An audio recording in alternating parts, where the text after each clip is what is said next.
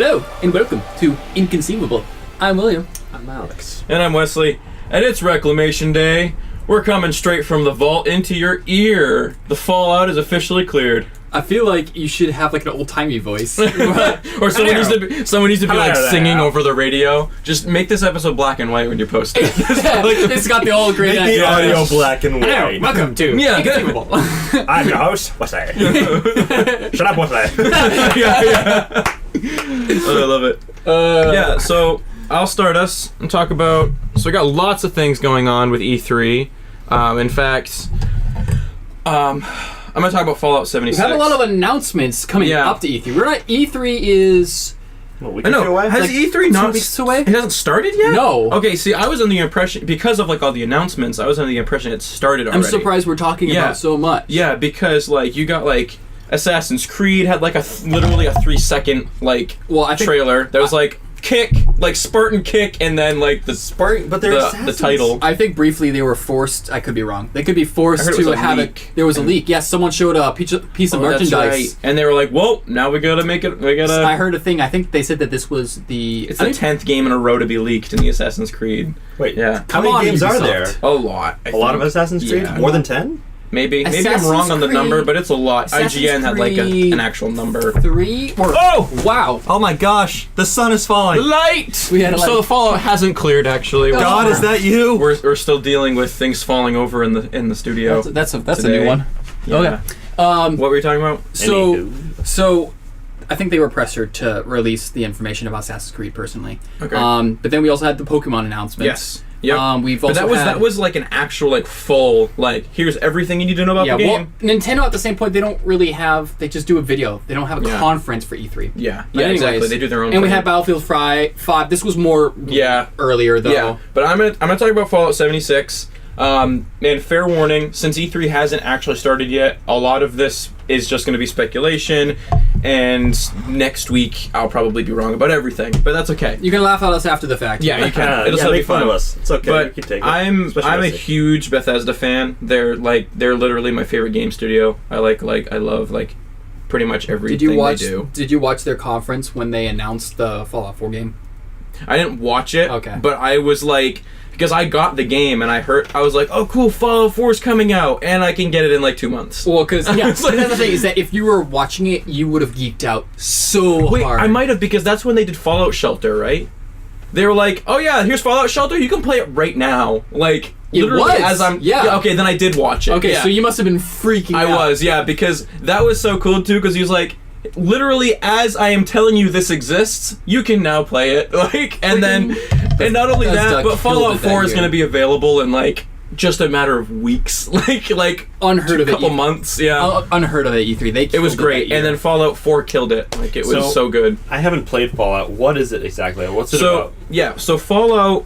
There's like a lot of people look at Fallout and they're just like, oh, it's just like a futuristic game. Like it's a lot more than that. It is literally like its own universe. Like Fallout takes place in an alternate timeline in America where certain technological advances weren't made and some were made. So like one example is instead of like a technology like the way we advanced in technology, we got rid of like the vacuum tubes and stuff. Well, instead they didn't. They improved on the vacuum tubes. So that's why you have like the old-timey computers still that like are like still like super like so like it's an alternate timeline where their culture didn't change the way ours actually did, and but they still advanced like into futuristic tech, but it looks the way it does because it advanced differently than it actually did in real life. That's awesome. So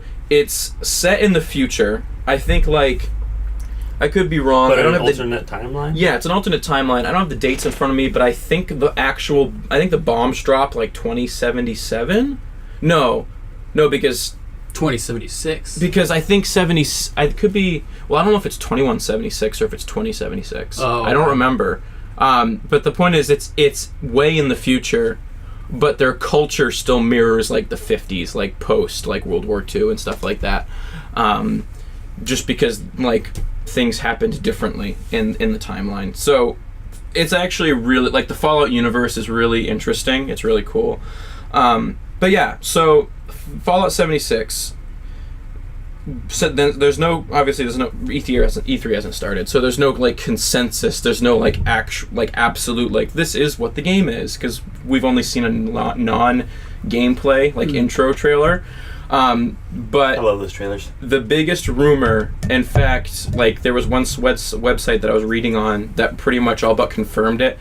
Fallout 76 is going to be an online survival game in the vein of like DayZ and Rust and stuff like that. So it's going to be kind of like the Fallout version of the Elder Scrolls Online, but it's not going to be like an MMO, because Elder Scrolls Online is a lot like World of Warcraft and stuff like that, where it's like an MMO and stuff. This is going to be more like an open world survival where you like build things and stuff like that, like DayZ and Rust and stuff like that, which I think is cool. I actually like that. I don't know if I'll play it. But you're building DayZ? Who's DayZ? You've never heard of DayZ? Only of Ridley. Oh, okay. Well, it was this huge. DayZ. You've heard of it, right? It was this huge hit like a couple of years ago, where that it basically led to the battle royale games we have now. Yeah. No, I totally know what that is. Yeah. Yeah. So DayZ was like this post-apocalyptic, like huge open world game where you in real time, everybody in the game was a real person, and you could just like, there was no like, I don't know, it was such a unique concept, because you would make all this progress, and like you'd finally reach a town or something like that, and then someone would just kill you, and like you'd have to start over. Like it was so like gritty and like so things you did you had to mattered. be so patient to play that. Yeah, you did. So this is going to be like, from what I've heard, what people are saying, this is going to be like that. It's not going to be a mainline Fallout game. People were worried hearing that, because they're like, well, Elder Scrolls Online killed the Elder Scrolls series, and you know they're just turning their popular franchises into MMOs for money and stuff like that. It didn't kill it. Like the way Bethesda does things is they only work on one game at a time. Yeah, and they release that game when they want to, because they want to be good, and they want to be unique, and they want it to be worth playing. And I'm not convinced that this is Fallout 5. It's not. No. Yeah. Because they're working on Elder Scrolls 6 right now. That's it. They have to be, because that's not how Bethesda operates. They wouldn't come up with back-to-back franchise main games, because they did the same thing with. They've done it with Fallout before. Yeah. With Fallout New Vegas. Am I correct? Or I don't know when that came out. Yeah. And they did it with Skyrim. They're like, yep, Elder Scrolls Online after the main game, because like, okay, we're going to make the main game, we're going to make something related to that main game we made as we're working our next, and it'll be fun game. It'll build the universe. And so when they announced that, I was like, it's weird, because the pitch came off of as a fully fledged next like Fallout game, and we could totally be, that would be really weird if you're wrong about this. I'm pretty I'm like 90% confident that this is not a fully fledged like Fallout 5 game. Like, we could be wrong. This is something different. It's on a smaller scale than your typical Fallout game. I mean, of course we could be wrong, but like what I've been reading, people are like very seriously convinced that it's an online survival game. Because it's not Bethesda style to do that. Yeah, and also too soon. Mm-hmm. And the game. So here's the thing about it is Fallout 76. I don't know if it's 2076 or if it's 2176. You'll have to find. You can look, you can look into it, but. That's the last 2 digits of the date, that's for sure. And we know that. The significance of that is this game takes place before the first Fallout game. It's a prequel of all the Fallout games. And it is the year that it's the year, so there's the main antagonist of the original Fallout game. And he's like mutated. It's the year that guy mutates. Oh. So yeah. So it's a very like, this is like, for Fallout fans, this is like, woo, like this is so cool. Like, it's gonna be a very fan servicey kind of. Yeah. This isn't a bad thing. And since it's a prequel, it makes perfect. Like that's the same thing with the Elder Scrolls Online. The Elder Scrolls Online is a prequel of all the other games, and it centers around something you've only heard about in the main games. It centers around like the Imperials losing control of the capital and everybody's fighting over it. Like you only hear about that in stories and like legends playing through the main Elder Scrolls games, so it's cool. And so they're doing the same thing with Fallout. It's like something you've only heard of happening. Right. You're gonna get to be there now, which is really cool. I love universe building. when it's done right. I love universes, like, ever since Lord of the Rings. And that's like, why Bethesda's Bethesda's one of the best at those universe kind of things. Yeah, absolutely. And it shows that they take a lot of time making these games. Mm-hmm. You know, Fallout 4 is very, very detailed. It's one of the most in-depth games ever made. Mm-hmm. And it took them, like, they spent like 20 minutes showing off that game at E3. They did a very in-depth demo because there was so many aspects of the game and game mechanics to show. Mm-hmm. And so it was really revolutionary because there were so many, like, if you enjoyed one aspect of Fallout specifically, they made that into a very, like, time-consuming thing that you can now do. It's like, for instance, if you like building your shelter. You could spend so much time just building shelter. You can just build you can turn Fallout 4 into Minecraft if you want it, like, literally. Like, just go out and scavenge for things and then build cities everywhere. It's like kind of game. Yeah, it's like they took every single main aspect of Fallout and just expanded on it. And on every single one. It's not like we're focusing more on shelters this time. It's like, no, on every single aspect that Fallout does, they expand on a level that we've never seen before. Yeah. The only one closer is Grand Theft Auto 5. But I think that was more of the fact that, hey, we have more in-depth stuff and we still have a lot of our classic mechanics. Yeah. We're talking every single type of mechanic they had in this game they expanded on. All the way down to its core base. Yeah. Everything. The whole game was just leagues better because this was their first newest generation, current gen Fallout, right? What, Fallout 4? Yeah. Yeah, that was the first. So they really utilized that. It's I think it was their first next gen title, period. Because Skyrim is still a 360. There's game. more it's still a. There's 2 to 3 times more game than there is in the past ones. Mm-hmm. It's like there's just so much more assets, and it's so this is what was like blowing people's minds as they're showing this game because there's just so much game. You could spend, like, this is what Bethesda does. They make games that you can spend hundreds and hundreds, thousands plus of hours in Skyrim right here. I've done it. Oh my god. Yeah. I lived there, guys. Skyrim is still coming out on newer consoles. Like, I know. How many times can we get you to buy the same game in a row? Like, seriously. It's a classic. You know, we will be talking about Skyrim for a very long time. Yeah. You know? I think one of our friends got a VR PlayStation set with a Skyrim video game. Mm-hmm. You can only imagine what that's like. People, oh my word. My favorite craze in the VR community right now is LA Noire. That's a game from forever ago. Yeah. That's a game from forever ago that was, like, pretty good. Mm-hmm. And, like, everybody's like, it's so much more fun in VR. Like, it's so good. Like, people are having a bunch of fun with it. I'm pretty sure that's the game that had that famous It had the realistic faces. It was, like, one of those first games to do that. No, I know. Literally mo-capped all the faces in the game. It had this scene where he was accusing of, like, this guy of, like, stealing. I've seen it, yeah. And he's like, he took, like, what was it? I'm trying to remember. The facial expressions were so sad. He looked like his heart was they're, like, accusing him of something. Yeah. And he's like, that's all that was took. And it's just, like, staring like blank stares. And he looks like he's about to have a midlife crisis. It did, like, the realistic faces led to some pretty, like, funny, like, okay, we didn't mean for it to be that expressive. Like, exactly. Yeah. Was it like Tobey Maguire crying? Yeah, it was that bad. Yeah, and it was over something not so, like, serious. Yeah. And that was all that was took. Yeah, it was bad. Oh, those are funny. Yeah, you guys should check out some LA Noire gameplay. Hey, maybe we can pick that up in the future. Yeah. Well, that was a moderately popular game that came out for a while. Yeah, it was pretty good, but now it's, like, coming back full force because VR it had its time. it. Like, it was popular for a year, and that was that. It kind of had, I would say, just slightly above average relevancy. Yeah, you know. Yeah. It was. Yeah, it lasted. I remember a little bit reading longer, about it in Game Informer. They gave, like, an 8 or something like that. It was It was good. Yeah. But so it's kind of funny how VR broke. Yeah. Fallout. Yeah, it's okay. Yeah, no. But, like, Fallout, I've always loved how Bethesda has had, like, people really oversimplify it, and they're just like, oh yeah, Fallout and the Elder Scrolls are the same game, just, like, different time periods. No, there's, like, they're both very similar. They're similar in all of the right ways. They're similar because they're the same genre of games. Exactly. Well, they're the same genre of games, and Bethesda builds their RPGs the same way. Yeah. So they're similar in all the right ways, but they're, like, you play them for different reasons. Exactly. It's not reskinning a game, people. No, it's not. Yeah, because you have there's just so much that I'm sorry, I forgot the part where you could build a castle in Skyrim. Although I wouldn't be surprised if that's not coming to the Elder Scrolls universe.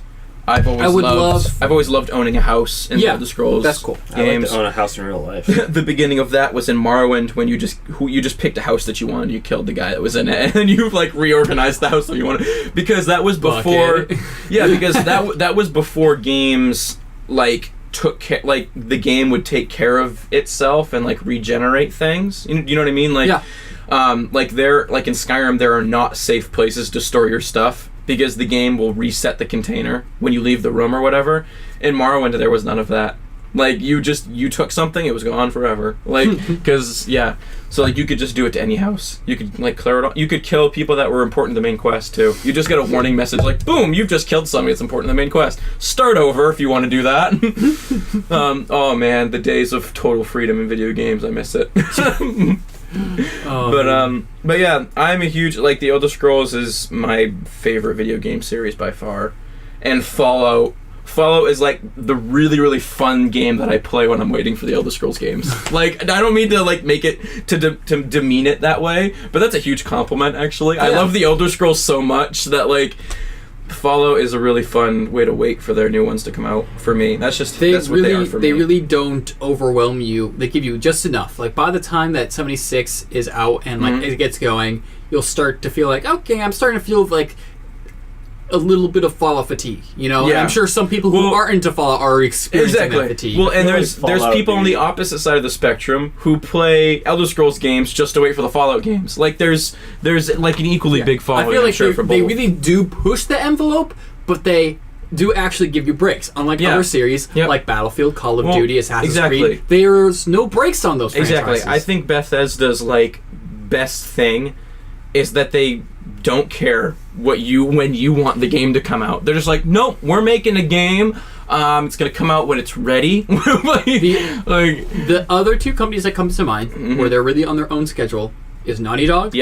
And Rockstar. Yeah, they're all in that upper echelon. Yeah, same with BioWare. They're all in that like upper echelon. BioWare hasn't been as consistent. Yeah. They do take longer to build the games, however, they haven't been as consistently good. So maybe just at like top 3. Yeah. But I still I'm a big BioWare fan too. Yeah. Like I wish I was still a big video game person, because Anthem, their new game that they announced, Anthem, I am so into that.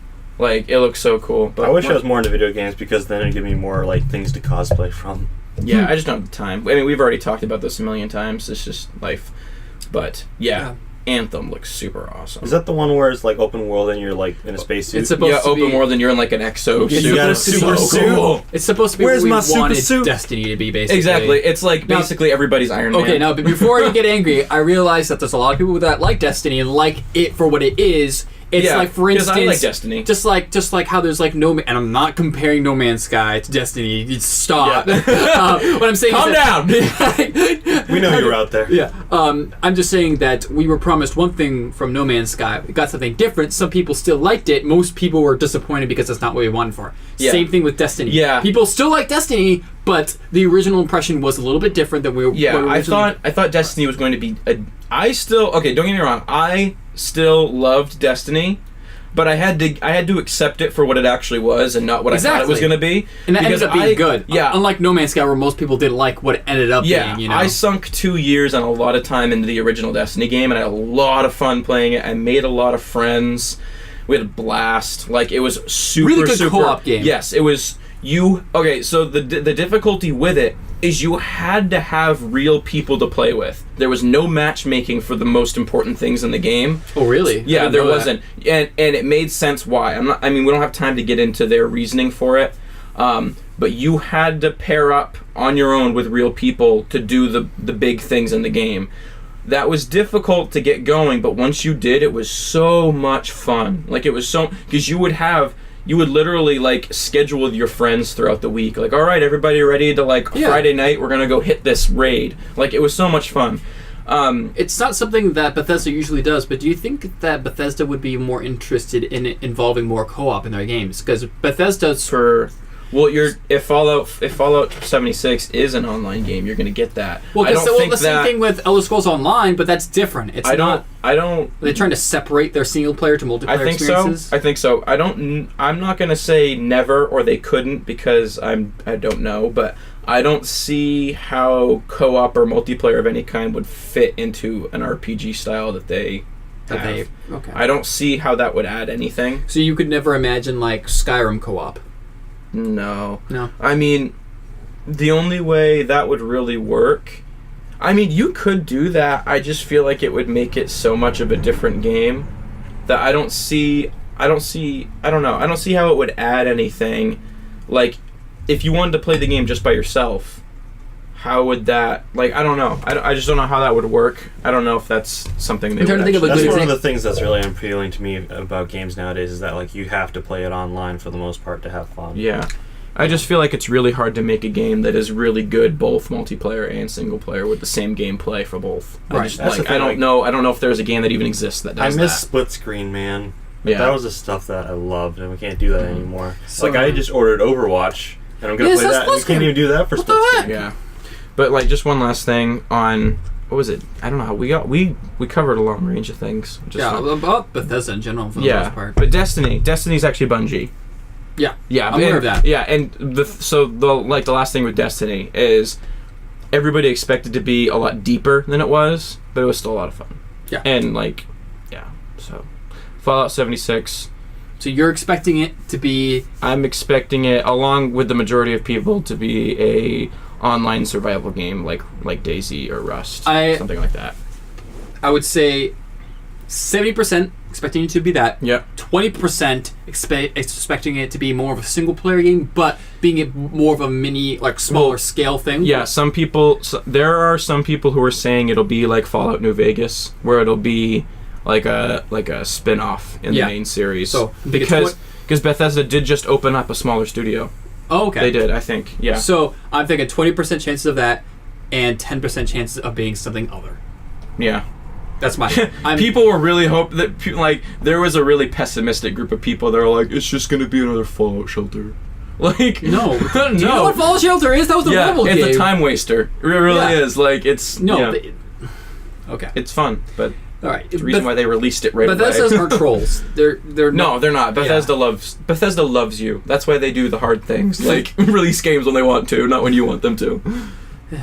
Awesome. Cool. So that's that. So I guess it's my turn. Yeah. All right. So as we're talking about solo games, is not Let's the only talk thing about- that's solo. I am so pumped for this discussion. I just have to say. So, Solo just came out a little while ago, and I think we all saw it. We all saw it, right? Came out last weekend. It's funny because I actually liked how we weren't talking about Deadpool and Solo on their release weekends because I feel like some people don't get a chance. Yeah. But so with that said, spoilers. I want to make that very clear. There's a lot of spoilers. Listening if you haven't seen Solo, Or because if you don't care, do it. One of my favorite things in the Solo movie. I don't want to spoil it for people. Okay. I feel like it's so much more fair. fun That's not fair. knowing it happens. That being said, there's a lot less to spoil in this Star Wars movie compared to other Star Wars movies. That's fair because it's a prequel. Yes. Compared to other Star Wars movies, there's a lot less to spoil. But the spoilers in this movie are so much more what? If you are not planning on seeing Solo right now, you're missing out. It's a good movie. Yeah, it's decent. I really liked it. It's not better than The Last Jedi, but I had more fun watching it than I did The Last Jedi. I came in with low expectations, and it was enjoyable. Like I didn't think it was great. I thought it was fun. A lot of it I didn't enjoy because I was just like, I don't need this right now in a Star Wars movie. But there were a few moments. There was like, I think. What was your favorite moments? My favorite moments, probably the same one as you. Darth Maul, yo! Okay, let's just talk about it. You want to talk Darth Maul right now? We can talk about Darth Maul. Okay, go for it. You can. Okay, okay, Darth Maul. Well, not Darth anymore. Just we're Maul. gonna get that straight. Just Maul. He said that in Star Wars Rebels. Yeah, let Maul. it go on record that He's no longer Darth. What was my exact reaction? Because as they were revealing it, you see the hologram, and I immediately noticed the metal legs. I was like, this reminds me of a character. But I was like, it hadn't clicked yet. I was like, who do I know in Star Wars that has metal legs? And it wasn't clicking. And then when they showed his face, I was like, that was literally what I did. Like in the theater. Let me give you a quick. Well, with me, can I go with my reaction? Yeah. So basically, I was watching it, and then like the hologram comes on, and I see the legs, and I'm like, oh, that's pretty cool. And then I hear like the voice, and I'm like, all right, who is this guy? Because it's not Darth Sidious. I thought it was going to be Darth Sidious. Yeah. Or Palpatine. And then he speaks again. I'm just like, Sam Witwer. It's Darth Maul. So let me give you a quick overview of the character just for a second. Because really cool. Yeah. When when Disney got the rights to Star Wars and they like changed the canon, the movies and the Clone Wars animated series all remained canon. Mm-hmm.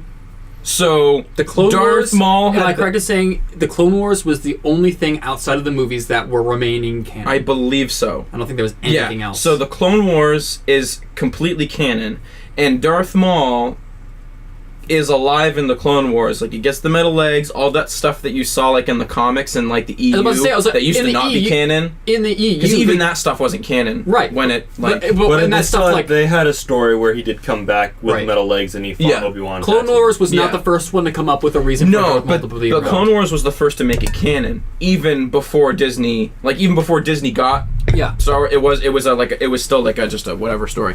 So Darth Maul's alive in the Clone Wars, and a lot of cool stuff happens to him. He's voiced by Sam Witwer, who also voices Galen Merrick, and he's the likeness of him in Force Unleashed. Yep, and Sam Witwer does the voice of Emperor Palpatine and Darth Maul in the Clone Wars series. No, he doesn't. Yeah, he does. No, he doesn't. Yeah, he does. No, he doesn't. Sam Witwer? No. Sam Witwer. He does the voice for Emperor Palpatine. Nope. Yes.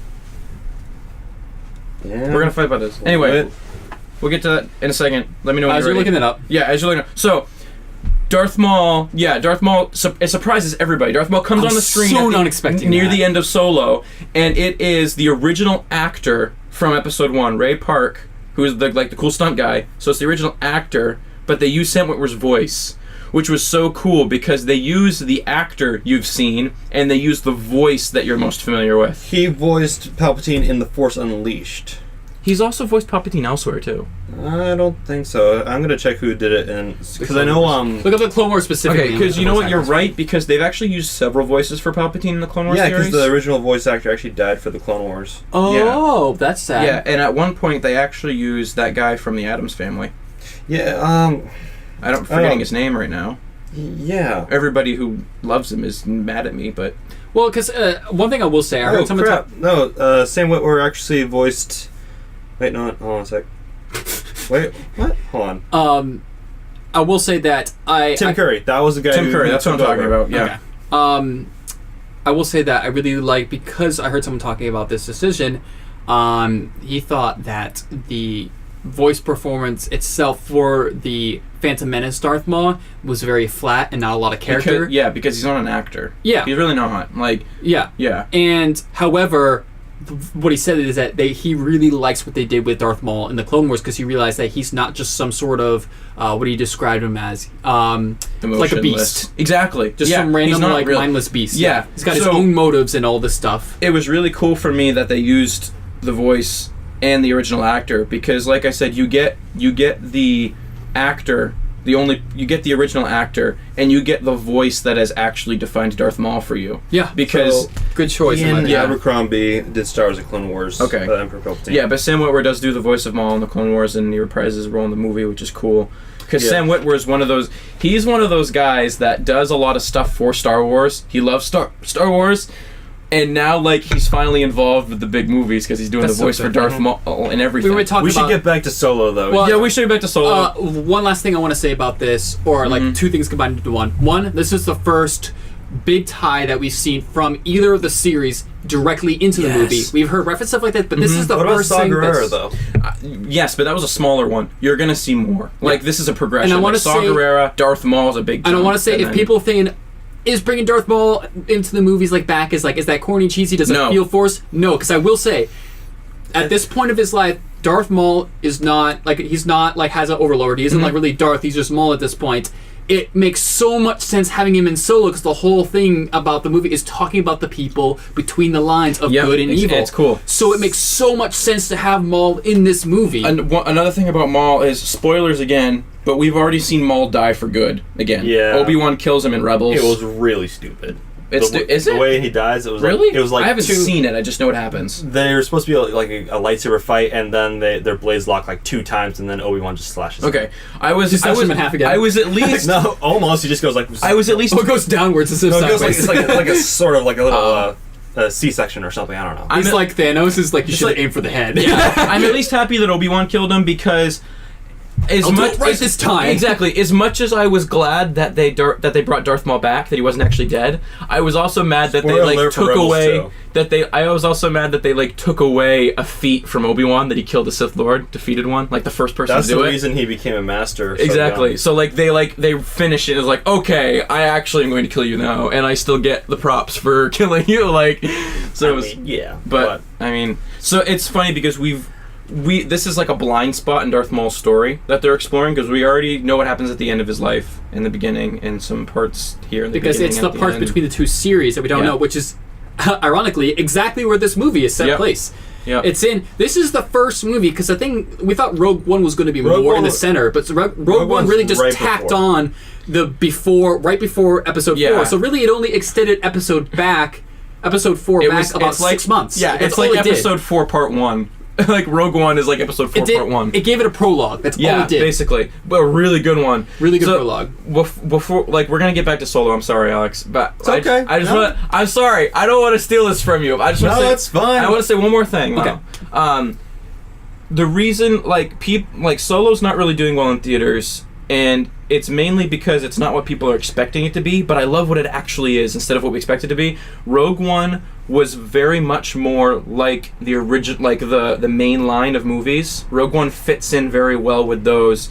Solo is really like their first Star Wars universe building movie. A Star Wars story. It actually feels like a Star Wars story. Solo is more like a Star Wars story than Rogue One was. Rogue One is awesome, but Solo is like, it's the first of those movies that are gonna like build the Star Wars universe. Yeah, it felt like it was an episode from a TV show for me, because it felt like the stakes weren't that high, honestly. Mm-hmm. And it was like, oh, we need to go do this and this, not like, we need to like. It felt like a Marvel movie to me. Like, I immediately identified the characters that I knew nothing could happen to. So Chewie was safe, Han Solo was safe, and Lando was safe. We knew that nothing could happen to those people. Mm-hmm. I will say though, a lot of people died in this movie. I was really annoyed because the characters that I actually liked died early on. Like the monkey guy voiced by Jon Favreau. I really liked that character. He was I was like, I really like this Rocket Raccoon-esque character. And also the wife. The girlfriend. Yeah, that was sad. Yeah, she was cool. You know what? Why would you kill these guys? Because then I'm stuck with... Like, I like Lando, obviously. I did not like the droid. And I didn't really care for Kira. I didn't like the droid. The droid was annoying. Like, I don't like the droid. I really liked Kira because she was pretty. Yeah. I just admit it. I'm sorry. Was it L9? Was it L3? L3. Thank you. Yeah. I was like, there was moments where I was enjoying L3, and there was moments where I felt like it's really like. It felt forced. It's like, okay, it's a Star Wars movie, so we have to have a droid character. Well, here's this one. We already had a fantastic character with TKSO. Yeah, I was gonna say, hate me if you want to, but people only like her because she's basically a feminist droid. Like, I'm sorry. Why are they saying it's the first female? She's obnoxious. Why are they saying it's the first female droid ever? Because feminist droid. She's not the first female droid. Well, like a lot of people are being like, silver C-3PO in that's what I'm saying. 5. People are saying like, oh yeah, we finally have a female droid. I was like, we had the silver one, and we also had the waitress one from Dexter's Diner. Yeah. I like that one. Yeah. She was nice. I like that they were trying to do something different, and I appreciate that. I want them to take risks. Like, and I'm not mad about the character. I just don't think, me personally, I enjoyed it as much as some other people. I prefer being shown instead of told, you know? Yeah, I'm not outraged about it. No, and she was funny sometimes. But exactly. Sometimes I was enjoying it, and sometimes I felt like, I think there was just, they were trying to inject balance, honestly. Yeah, but overall I felt like she was obnoxious, and her relationship to Lando was really creepy. I didn't. It was really weird. It was weird. Yeah, I wasn't sure because at some points you did feel like Lando liked the robot, and then she was like, "Oh, it works," and I was like, I'm uncomfortable now. Can we move on to shoot something, Can please? we not do this, please? That immediately thought of, like, made me think of stuff where I was like, why am I thinking about this? Whoa. Yeah. Well, also, like, the thing that I really liked, that I enjoyed about this one is that we finally get to see Chewie and Han meet for the first time. That was interesting because Han starts talking in Shriwook. In the Wookiee language. I'm just like, I don't really. I felt the same way. I was like, I like it. Like, I like that Wookiees talk that way because that's how like their vocal cords are created. Basically, that's how their vocal cords work. Like, they can't. It's very difficult for them to speak in English, but they understand it. So I think that the same goes for humans to Wookiees. Like, their vocal cords are made so that they can't really talk like that. They did have it in like the expanded universe, but that's in books. Mm-hmm. So you don't have to listen to the whole like. Yeah. So I was like, I don't know how I feel about a human doing that. Well, he doesn't keep doing sense. it. He just I'm glad he did it. He just kind of does it to establish the connection. Yeah. That he knows. If they kept doing that throughout the movie, I would have been like, I hate this. Yeah, me too. Well, like when they first throw him into that cage, and he's like, oh yeah, he's probably gonna eat you or something. I'm just like, Chewbacca eats people? I also was thinking about that. I think they were embellishing. I don't. Well, hey. There's the darker side of real life for you. You put somebody in a does rip off limbs. He does rip off limbs. Yeah, you put someone in a desperate situation, you know. But yeah, he does actually rip the arms off. He's like, you will tell your arms off. It's like, we never got to see that on screen, and now we do, and we're just like... How did you feel about the way they establish his last name? Hanzo. I hated that. Really? You did? That was stupid. I was still like, it'd be cool if it was like the guy asked, "What's your name?" and then it cut off to the solo da da da da da. I was a little disappointed that there was no text crawl. I don't feel like that's something you should get rid of. Because they have text, but it was just. I know. Why couldn't you have just made that come down the screen? So, why did you have a little bit of text? So I'm so confused because that was the. Ironically, it was like the first thing His to happen in the movie. His name is Solo, and it's like it's an afterthought. Come on, it's the name of the movie. It's called Solo. Well, I think it's more of like what like he is made, a Solo. Yeah, he made the word Solo meant nothing until Han came along. I think that's one of the moments in the movie where I recognized my bias. Like I was like, because it happened. And I was like, I don't know how I felt about it, but then I realized that maybe the only reason I didn't like it is because I'm so attached to it being like his actual last name. You know what I mean? Because I was like, well, that's okay. Because that kind of makes sense. Here's the thing: he didn't care about having a last name in the first place. He's like a kid on the street. Yeah, and he doesn't really go around. Not everybody in the Star Wars universe has a last name anyway. Yeah, and not only that, but he didn't go around introducing himself as Solo. He's not that attached to the name. It just happens to be his last name. But so then he kept it afterwards. So I guess he kept it because he didn't have a last name before. That's the only last name it becomes associated with who he is. is. He defected from the Empire, so you'd think he would change his name or something.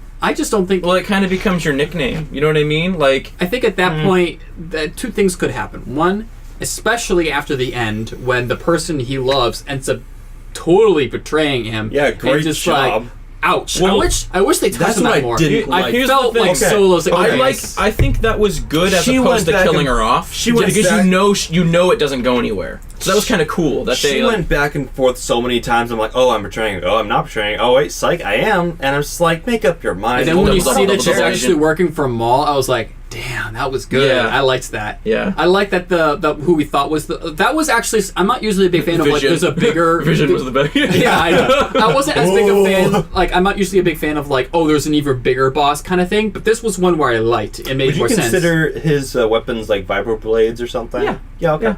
Okay. Here's the one thing that I was not really impressed with. Like I was enjoying the character. What was it? Not the scavenger, but like the pirate character. Oh yeah, Enfys Nest or something. I enjoyed that character. Like the lead one. I liked it up until the third act, and then I was like, it's funny. Their armor reminded me of the Fallen from Destiny. Their helmets looked like them. I really liked those. It was cool though. I will say I was surprised to find Merida under the mask. I know. I was like, okay, I can change your fate. I know. I'm really Han Solo. Hear me out for a second. I'm really not trying to be mean, but like the whole don't have a kid listen. It's this. The whole like. Oh, you think it's a guy? No, it's a girl. Is really getting old. It's really getting old. Like it's.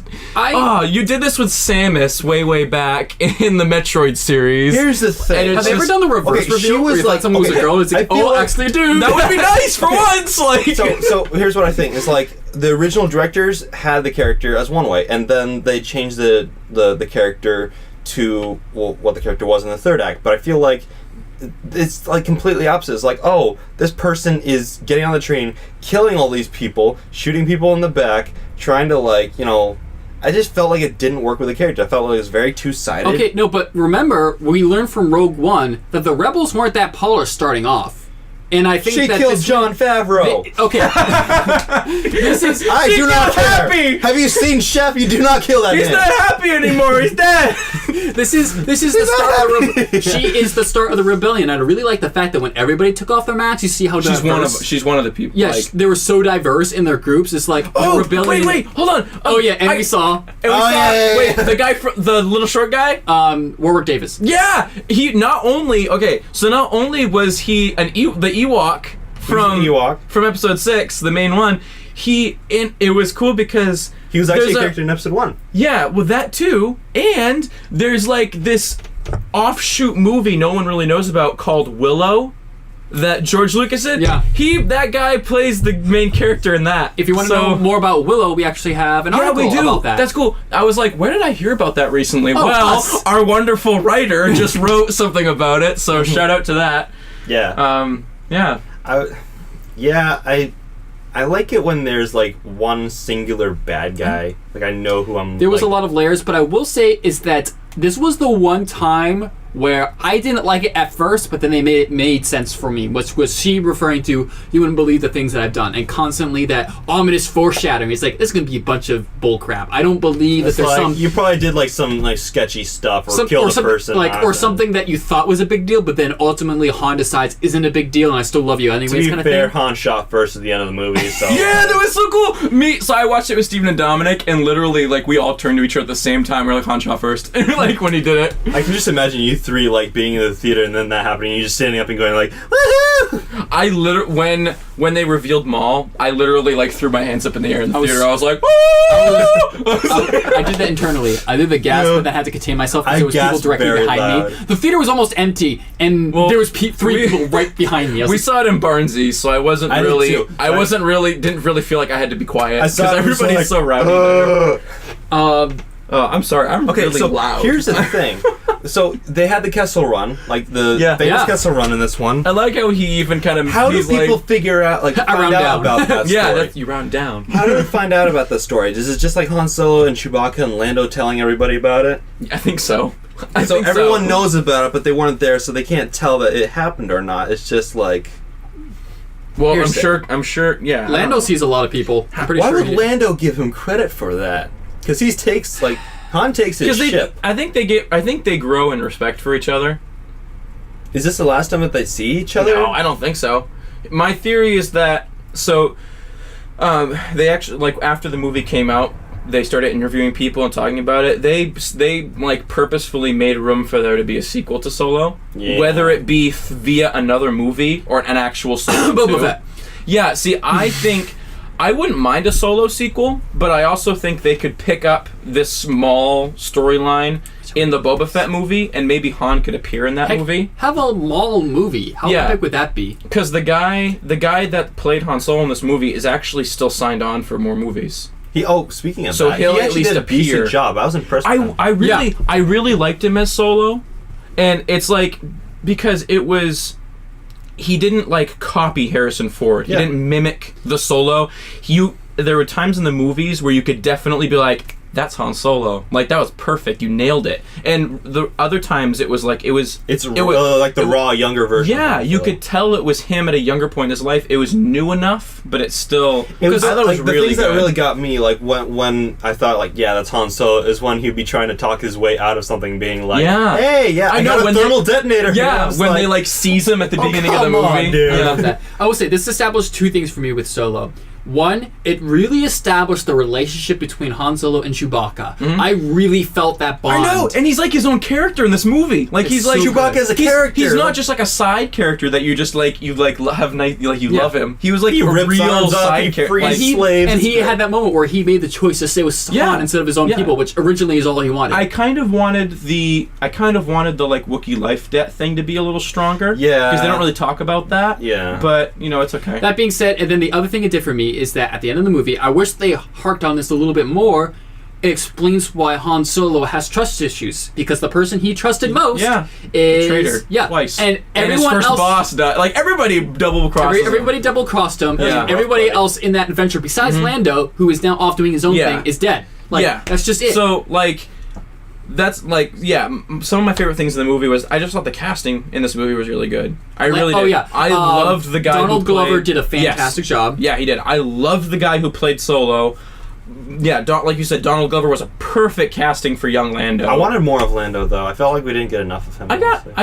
I was satisfied. It would have been nice to have more, but I didn't feel like he was in the movie not enough. You know what I really liked that I don't feel like people are talking about? What? Is that moment where Han goes to see him at the end of the movie where he plays him in that last game. Yeah, it's like I won fair and square. Be like, yeah. No. But specifically when he shows him up and Lando's like, crap, he's mad at me and all this kind of stuff. And he's like, hey, we're actually buddies. Yeah. Very, very similar thing to episode 5 when he first sees him and Lando's acting all pissy at Han Solo. And he's like, you know that they have they have this unique friendship where it's so I felt the role reversal there. I thought that was great. Yeah, this movie, I'm a huge Solo. I liked this movie a lot. I'll be honest. I really liked Solo. I thought it was okay, but talking about it, I think I might enjoy it more if I go see it a second time. Well, we should go see it a second time then.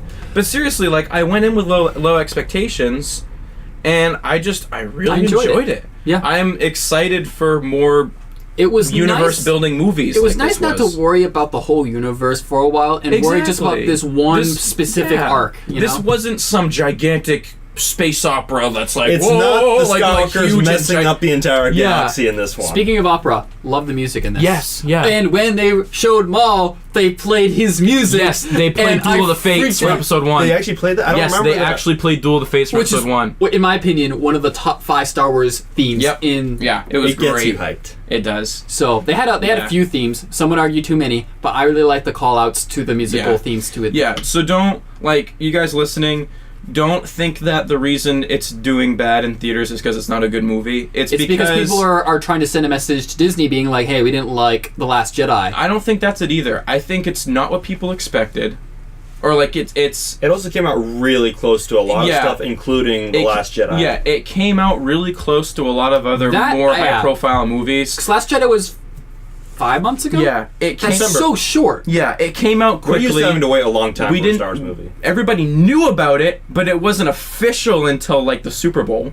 Yeah. So, we didn't get anything until the Super Bowl. Yeah. So, there's a lot of good reasons why it's not getting the popularity, but it's still a really good movie. Now, Disney, don't ever... I feel like Disney was getting too stubborn with their release date. Don't ever put 2 Star Wars movies this close to each other again. The reason they did that is because...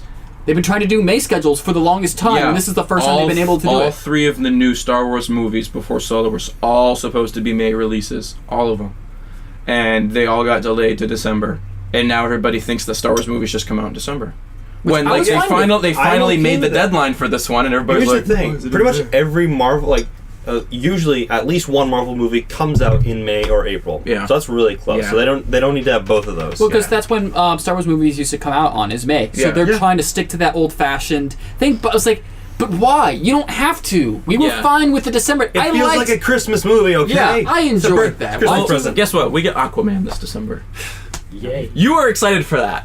I am. I'm going to see it. I saw Jason Momoa in a panel. What I'm also excited for is another kind of geek holiday. How long did we talk about that? I'm sorry. No, that's good. Too long. The other holiday I like to talk about that's very good for our geek culture is E3. Oh, that's a holiday. Yeah, okay. It really is though. I used to, back when I didn't have the job I had now, I would. Actually, I did it while I was working for Walmart. I would take the day off, which is weird because it'd be a random Tuesday. It's like, you're taking a Tuesday off? It's like, yep, it's E3 day. Yeah. And it's like, and now you can't really do this anymore. They used to have all the conferences, minus Nintendo, on the same day, so you could just binge all of them. They would have, X-Men, wow. Xbox, beginning of the day. They would have, Ubisoft, no, it would be EA, around noon, 1 o'clock. They have Ubisoft around 4 o'clock, and then they have Sony at 6 or 7. Mm-hmm. I remember one time I went over to your house and you and your friend were watching it. Yeah, for that. You had it was snacks and everything. It felt like it was just an entire day of you guys watching TV, but about video games. And I was like, this is weird. I'm gonna watch. Yeah. It was awesome. I mean, it's weird. I purposely got a bunch of junk food. It's I'm gonna be watching E3 all day and just talk about video game stuff. It was video game day, because it's like a celebration. You're seeing all this new content. You're seeing all these new big game releases, all this kind of stuff. It's like Star Wars Celebration for video games. Yeah, it's a fun time, and I enjoyed that. Yeah. It's a little bit different now because it's over technically 3 days. You've got the schedule. We have technically 6 companies, 5 conferences, because you have Nintendo coming out on the Wednesday morning, which, if you haven't been keeping up with E3 lately, they've been doing a live broadcast video. They don't do a conference anymore, which I think is just E3 doesn't? Nintendo. Oh, Nintendo? They haven't done a conference in a while. They just do a live Nintendo broadcast House. video. Did you already say that? Isn't it called Nintendo House? I don't know what it's called. It's dumb. Yeah, I don't like it. Nintendo is so weird. Yeah, why do you do that? I love So then Nintendo. we have 5 actual conferences. We no longer have EA. I think EA finally got the message by the fact that they need to focus on other stuff in their company, but also their conferences have been so weak lately. I remember 2 years ago specifically, the only real thing that people were interested from EA was Battlefront or at this point, I think it was Battlefront 2 at that point. No, I think it was still Battlefront. I think 3 years ago was when they were talking about Battlefront. Oh no, it was Battlefront, but it was like right before it was coming out. So people was like, "Yes, we know it's almost here. Just give us the game already." Mm-hmm. And Mass Effect was in production, but literally all they had to show for Mass Effect was concept art. Which Mass Effect? Andromeda. Yeah. Which was disappointing. Yeah. By the way. So I think it was clearly evident they had nothing to talk about, and they spent like half the conference talking about their sports games, which some people are into, but that's like a niche part of the gaming community is those sports games. That being said, just no one disagrees with me by the fact that EA's conferences have been very weak for a long time. Yeah, I haven't been impressed with EA in a So while. EA does not have a conference this year. First year that's happening. Did you already say who is? Yeah, so they don't have a conference this year. We will have Bethesda returning for this is their third year, which we're expecting some big stuff because we've got this is like they teased 76 as we talked about at the beginning, so we're going to actually get some legit information about that now. Yeah, they're going to prove me wrong. And really, we don't know what else they're going to talk about. Maybe they will tease an Elder Scrolls game. How crazy would that be? That would be insane. That would cause the universe to explode. And or something that would be great. There's also got to be something else smaller that they're working on. They have to have some sort of filler in there to talk about because they have a conference. You have to fill up a conference worth of stuff. Here's the thing, though. Not that big. That's the interesting dynamic, though, is if they do actually tease the Elder Scrolls 6, that would probably mean that the new Fallout game isn't a big thing. Because I don't see how they would. I don't see how they would announce both of those. Most of Bethesda is pretty unknown to me, which I'm pleasantly surprised. It'd be like Fallout 76 is an elaborate juke. Got him. Yeah, which is actually that's probably the biggest reason I don't think they'll tease Elder Scrolls 6. So that would be I don't know a lot about what's going to happen at this or know what to expect with Bethesda, and that's exciting. Yeah, so it'd be fun to watch. Yeah. So we have that coming out. That's going to be on the Monday night of it. It's a Monday night. Yeah. Let me pull up the schedule. I should come over and watch it with you. I'm working. How late does it go till? Let me look up the schedule so I can tell you because I saw a picture of it the other day and I really should have just had it June 10th I thought was June. Oh wait, you got to be confused with like the show hours and the conference hours because the conferences happen before the E3 conference itself when you they have a show floor and stuff like that. So you got to be careful about like what you're looking at for when does E3 happen. Yeah, because Bethesda said you'll hear more about Fallout 76 on the 10th. That's what it says on their banner on Facebook. Okay, so I checked this morning, so I had to make sure. I wish I knew more about video games, honestly. Okay, so I'm so sorry. I feel like I hijacked you. I have a small footnote to add. EA has a similar thing they're doing to Nintendo, like a live broadcasting. They're not having an actual conference. Who's not? EA. EA does not have a conference, like I said before. However, they're doing something similar to video Nintendo. Hey, it's your boy, EA. Yeah. So, starting on June 11th, which is a Monday, Xbox will have... Not X-Men. Yeah, Xbox will have their conference at 1 p.m. Pacific time. Mm-hmm. Pacific time. Did I say specific time? I did. Pacific time. You need to be more specific. Yeah. At this specific time. Xbox or Microsoft? Xbox. Okay. Yeah, it's always been Xbox. So you have that. Okay. Pacific time, 1 p.m. And then you have Bethesda at 9 p.m. Pacific time. So that's all happening the night before the big day. So that's June 11th. June 11th. It's a Monday. Yep. So on Tuesday, the big day, we have. It looks like there's going to be an Intel press conference focusing on more gaming stuff. So that's cool. Intel, like the computer company. Yeah. Huh. So, but that's probably not. That's not what people. That's not going to be a huge thing. But then you have Ubisoft 1 p.m. Pacific time. Ubisoft is still in the game. I feel like they really need. They're going to mostly tease about Assassin's Creed. But really, they've been very mediocre with their conferences. I wish that they had done the ancient Greece thing a lot earlier, because I would totally play that. I love ancient Greece and Rome and stuff like that. Where have they had Assassin's Creed stories so far? In the Renaissance era, the most popular ones with Ezio take place in I'm pretty sure the Renaissance Italy. I'm pretty sure. Okay. But it's yeah, it is, because you meet Leonardo da Vinci and stuff like that. Mm-hmm. So, the original took place in Arabia, I think. Yeah. And then you have the Ezio trilogy, which is all Renaissance Italy, except for the last one, Revelation, where you go back to somewhere in the middle of the East, I think. Sorry, I have a couple of corrections. So the EA video thing is happening on June 9th, which is a Sunday, not a Monday. Mm-hmm. So Saturday, not a Sunday. Sunday, we have Microsoft at 1 p.m. Pacific time. Yep. Bethesda, 6:30 Pacific time. June 10th, which is a Sunday. Mm-hmm. Then on Monday, starting out the day, and this is a big one, Square Enix is having their first ever Kingdom Hearts 3. Yeah, so that's which the is thing. another game. Sorry, go ahead.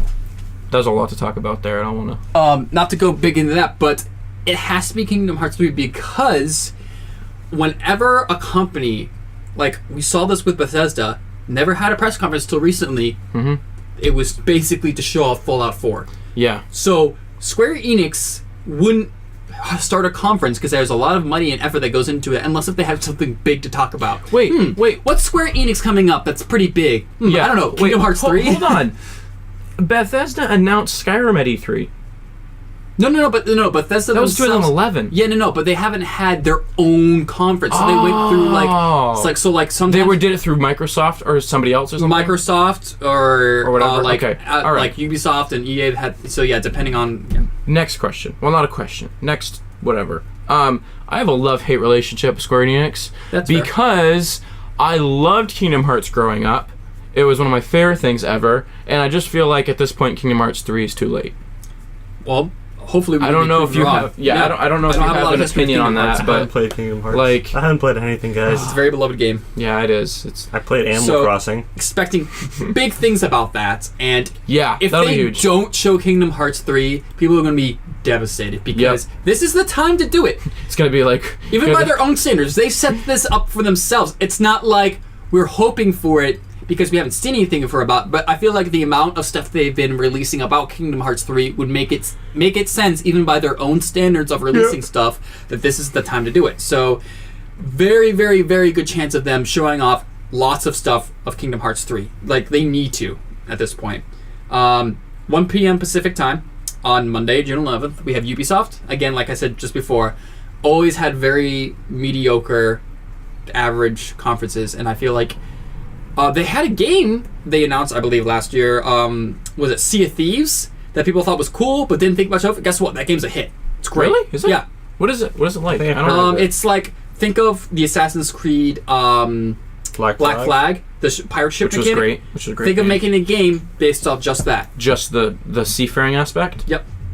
Yeah, that's. Do you actually control a guy or ships? Oh yeah, and it's a whole co-op team thing where you're all manning a ship. Do you go on islands and stuff like that? I don't know. Okay. I'm pretty sure it's just the sea. Okay. All right. But yeah, so cool. And then Sony is at 6 p.m. Pacific time, Monday, June 11th. I keep hearing specific, but now you're actually saying it right. It's messing with my head. And then Nintendo has their video thing the next morning, Tuesday, June 12th at 9 a.m. So the majority of E3 this year is actually happening on Monday. I only said Tuesday before because I assume because that's when it's always been on. So, but it looks like they're shifting it back to have most of their stuff on Monday, probably so they can have their stuff beforehand, being Microsoft and Xbox and Bethesda on a weekend instead of having that on a Monday night. They're trying to have more stuff on the weekend where more people can watch the E3 conferences live. Yeah. So, Alex, what do you think about E3? I like E3, like from what I've seen, but again, I won't be able to watch it because I'm working, and because again, I'm not much of a gamer. So I wish I was. I would love to know more about the stuff that you guys are talking about, because then I'd be able to input more. But now I'm just like, okay. E3 is a good time to get caught up on the latest. Well, do you want actually playing games? Do you want me to finish that Assassin's Creed timeline real quick? Because you asked about that. Yeah. Okay, yeah. So, just real quick. So, like, that's going to be Ubisoft's big thing, I imagine, is the Assassin's Creed game. Unfortunately, I hate that's... I want to be surprised by something. Yeah, you want them to release something new. Because guess what? They always talk about Assassin's Creed. They always talk about Let's Dance, because I guess it makes money and they have to talk about it. What else do they always talk about? What's other big from Ubisoft? There's something else. Oh, they usually talk about, like... Wait, no, that's EA. I was thinking Battlefield. Yeah. Because EA's... But, like, so the Assassin's Creed timelines, you have the first game was in, like, Arabia. Oh, Far Cry. Oh, that's right, Yeah. Far Cry. There is a new Far Cry. Yeah, so but that's already come out. And again, like, Far Cry used to be awesome because it was new and fresh, but as Ubisoft does... they're tiring that. As soon as they find something successful, they're like, Let's is that a franchise? Yeah, is that a franchise? Successful game? Is this a franchise? Yeah, so hopefully they don't do the same thing with Sea of Thieves. It's not the same type of game, so I feel like they won't. But at the same time, they need to branch off into other things. You need to appreciate standalone stuff more nowadays, because we have franchises all over the place. Yeah. So Assassin's Creed, you got, like, the first game's Arabia, and then you got, like, the Ezio trilogy, which is Renaissance Italy, kind of the last one I think goes back to the Middle East, and then you have Assassin's Creed 3, I think, is the next one, which is America. That one wasn't really that great. People didn't like it so much. And then you have Black Flag, which I love. I love Black Flag, and that is, like, in the Caribbean during, like, the height of piracy and stuff like that. Just like Pirates of the Caribbean mixed with Assassins? Basically. Cool. And then I think the next one after that is Unity. And Unity was like France during the Revolution. Oh. There was a British one, right? Who's making Anthem? Anthem? BioWare. BioWare. So that's EA. Yeah. So, yeah, maybe we'll get something from their video thing. But that's going to be kind of... I wonder if, you know what? I bet you either Sony or Microsoft is going to have that in their conference. Yeah. Because they have... Because it's going to be on both consoles, they have rights to talk about it, basically. Yeah. So we'll probably hear... I don't know who's going to talk about it. That was Assassin's Creed Brotherhood? That was the British Brotherhood? No, that's in Italy as well. Okay. The British one? Rogue? Rogue might be it. Don't know. I can't remember. Well, I mean, because you get the American... Assassin's Creed 3 is in America. He plays Connor. So basically, ancient Greece is the only big time period they haven't covered yet. Egypt? That was the last one, Origins. Oh, that's right. Ancient Egypt. Yeah. Another one. Roman. Well, I mean, you got like that. Greek is close. Greek is close. Assassin's Creed Syndicate? Was that it? Oh, that's right, Syndicate. Yep, you are. Okay. That's in London. You're in London. You play as twins for that one. Okay. You can alternate between them. It's kind of fun. We had Paris with Unity. Unity was revolutionary France. Yeah, it'd be cool if they had a Nordic one. That would be cool. Oh, those would be fun ones. People have one like God of War is hot right now. You need to catch that. Yeah, at your next one. By the way, God of War, awesome. I would talk about it on here if I've actually played it, but I'm watching Jacksepticeye play it right now. Nice. It is so much fun. That's awesome. Yeah. But like, people have been talking about, like, people want, like, I think it'd be cool if Assassin's Creed went to, like, World War II or something. I think it'd be cool. One thing I will say about the Nintendo thing, even though it's not going to be a conference, the one thing that we're all expecting to hear from that is the Smash. Yes, because they already teased that. They teased it. They have said nothing about it since. This is their time to talk about it, and you got to know that they don't really have anything huge going on, but that's the way Nintendo works. Yeah. They have nothing and then everything, and just overnight. So I feel like they actually got to talk about, is this game going to be Smash 5? Mm-hmm. Is this game going to be a port? Is it going to be a remaster? Please be Smash 5. Please just let it... I don't think... it's 50-50. Just let it be Smash 5. We don't need a port, please. Just make it... Yeah, it's not that Unless hard. It's a port of, like, an older one. That'd be kind of cool. Even their new games aren't that much different from their old games, you know? Yeah. So it doesn't make sense to make a port because it'd be making so little. Yeah, exactly. Anywho, so they have news about Pokemon too, but we're gonna get to that next week. One big thing that's going to be really interesting is that there has been the first rumors about another next-gen console coming from Sony. Now, Sony has said that they're not planning on having a PlayStation 5 coming out till 3 years from now. That being said, Sony has surprised us before. I feel like it's a very small chance, but I feel like they could tease something about something big coming up console-wise. They could.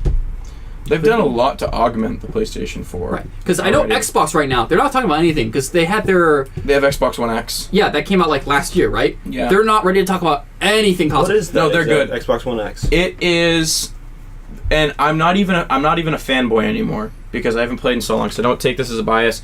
It's just a matter of fact. The Xbox One X is the most powerful game console right now. Well, because they made it to be that. Yeah, they made it to be. They did a half step. They didn't go up a generation. They went a half generation. So you're still able to play. Just to stab at Sony. Are you still able to play regular Xbox games on that? What? Yeah. Xbox One. Oh yeah. Yeah. It's a beefy Xbox. Even those look better on that now. Okay. Yeah. It's a beefy Xbox One. It's a really good console. Like people are like. You're saying that, like the half generation thing, but people are actually really impressed with it across the board. Well, that being said, I think that's because Xbox is trying to stop making consoles. And they want this to be like, look, all we needed was more hardware specs. We're Microsoft. Here's more hardware specs. There you go. Nothing else has changed. That's all we wanted, right? Yep. Okay, shut up. Sony's the only company in a position to talk about new consoles. And Microsoft wants to be done with consoles, but Sony could force them to change that. And so I feel like it would be an interesting move to disrupt that market. But so I just wish they would stop fighting like that because like I just love it. It's interesting. I know, but then you force people into decisions then the fans are the ones that get. I will say that I don't expect the PS5 to come out until minimum 2 years, but I don't think it would be too outlandish to talk about it. Yeah, that's what I'm saying. They could. So. I said, Sony has pulled some of the biggest wild cards in E3 history. I'm just saying, I don't have a side anymore. I'm not a big console person. Besides that, I will say used to be. Yeah. Besides that, I will say Sony probably is going to have the hardest time because they did so good last year, and things like the Crash Bandicoot Remastered was a huge hit. God of War, huge hit. They have so much going from them right now where they basically have, at this point, more to lose than they have to gain. Yeah. I'm just sick of how... My thing with consoles is I used to be a hardcore Xbox guy, love consoles, love controllers. I just can't keep up with that anymore. Like that world moves so fast. So I can't. If we talk a lot about video games for the month of June, you can shame E3 for it. Yeah, it's all E3's fault. They gave us we have way too much ammunition to work with now. We'll stay very quiet, probably. I don't know. I will say Xbox hasn't really. What does Xbox have going for them right now? We haven't really talked about Xbox much specifically. Like game wise, first party wise. What do they have going on? Because PlayStation, we expect to see more Spider-Man. Yeah, that's a first party game. Isn't that crazy? Is Halo 6 coming out? They're going to talk about it at E3, right? They haven't talked. No, I haven't heard anything yet. That could be a good announcement. That would be a great announcement. No one's been talking about Halo at all, but they haven't said that they're not stopped. They haven't said that they stopped making it or plan on stopping. They're not going to stop. Yeah. No. So that would be a timely thing. I don't know. I feel like they have something big, and I'm just forgetting it. I think you may be thinking of Anthem. I don't know. I know. I know they. What are their big players? Alex, would you Google that? Big players for Xbox franchises. Well, Gears of War. But I don't feel like they're really doing anything with that. No, I don't. Well, the thing is that Xbox is lacking the first-party development. See, that's what I'm saying. Is like PlayStation is killing it with their first-party games right now. Yeah. They have a lot more to You're still a fanboy. You still love it. I know. But like right now, it's like PlayStation's doing really well game-wise. Yeah, no, they are. Xbox is doing really good console-wise. Yes, that's their strength right now. They're really good with content creators and stuff like that. That's their. So like Xbox needs to step it up on their first-party presence, in my opinion.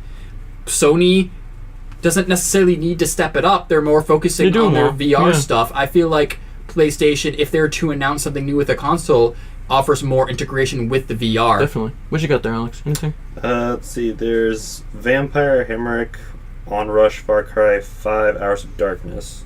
I don't think those are unique to Xbox. I don't think so. Warhammer? Nope. Elder Scrolls Online. Yeah, yeah, I don't really know. I don't recognize a lot of these, but then again, I don't know. Jurassic World Evolution, yay! What?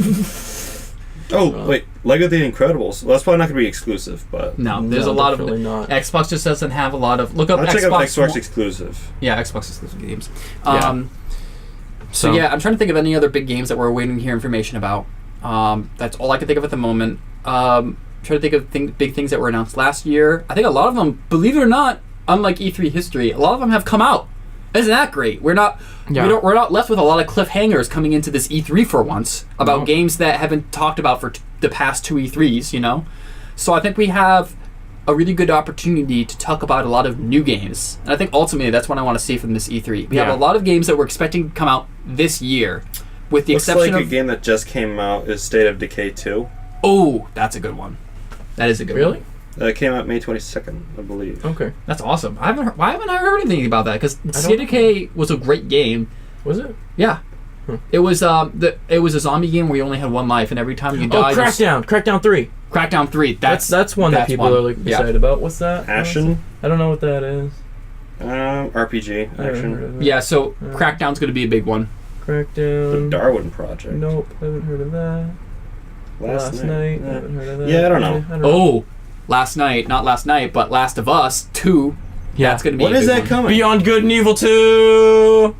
Yeah. That's, like, people have been waiting forever for that. I don't know, guys, what do you think? Call it a show. Yeah. What, I don't know. I was just saying, it's like... What games are you looking for or you want? Okay, think real quick, lightning round. Think of one thing that doesn't exist yet that you want to see from E3. That doesn't exist. You mean like a video game that I want to have come out? Yeah. Elder Scrolls 6. Yeah, I'd be rooting for that. By far. You Halo? Is that what you were thinking? I was thinking like an actual good Star Wars game. Can we have that, please? Same though. Where's 1313? I want a new Knights of the Old Republic style game. I want a Star Wars RPG. Or could we at least have... So bad. What was that one game that was like half made and didn't get finished? 1313. I don't want that though. I want it. I want Star Wars RPG. Star Wars RPG. Like it. Give me FPS. Because Knights of the Old Republic is my favorite game ever. I want more of that. I want like that for now. Like now. Can I have an RPG FPS today? I want to see a new franchise from Naughty Dog. Because Last of Us 2, I don't know if they're talking about Last of Us 3 or if that's a thing yet. We really won't know until the game comes out if this is going to be a continued thing. But Uncharted is done. So they finished the story. Yeah. That opens the door for something new from Naughty Dog. And we haven't seen anything for that started in this constant direction. Maybe they start a franchise called Underdog. Yeah, maybe. You just like stop. Shut up. All right. That'll be good. Yeah. We're excited about E3, yo. More excited. Yay. Woo! Yeah. See you in the next one. Stay kind, geeks. Stay kind. We did an actual outro. Yeah, it's playing right now.